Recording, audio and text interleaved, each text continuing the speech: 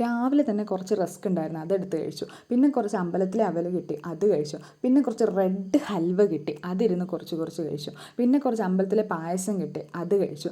പിന്നെ ആണെങ്കിൽ ഇങ്ങനെ ഇരുന്നപ്പോഴത്തേക്കും രാവിലത്തെ അപ്പവും കടലക്കറിയും കിട്ടി, അതെല്ലാം കൂടി കുഴച്ച് കഴിച്ചു. പിന്നെ ഒരെണ്ണേ കഴിച്ചുള്ളത് കൊണ്ട് ഒരു ഇടിയപ്പവും കടലക്കറിയും കൂട്ടി അതുകൂടി കഴിച്ചു. പിന്നെ ഒരു പൊറോട്ടയും കുറച്ച് മുട്ടയുടെ ചാറും കൂട്ടി അതുകൂടി കഴിച്ചു. പിന്നുണ്ട് നമ്മൾ കുറച്ച് അണ്ടിപ്പരിപ്പിരുന്ന് അതുകൂടി കഴിച്ചു. പിന്നെ കുറച്ച് ഐസ്ക്രീം കിട്ടി, അത് കഴിച്ചു.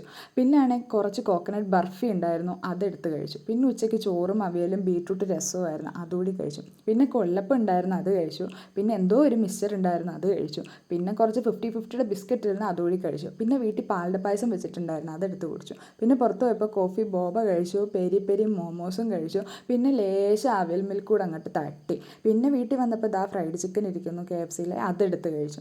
അത് കഴിഞ്ഞപ്പോൾ രാത്രിയായപ്പോൾ ചോറും മീൻകറിയും മീൻ വറുത്തതും ഉണ്ടായിരുന്നു, അതെല്ലാം കൂടി കൂട്ടി അടിച്ചു.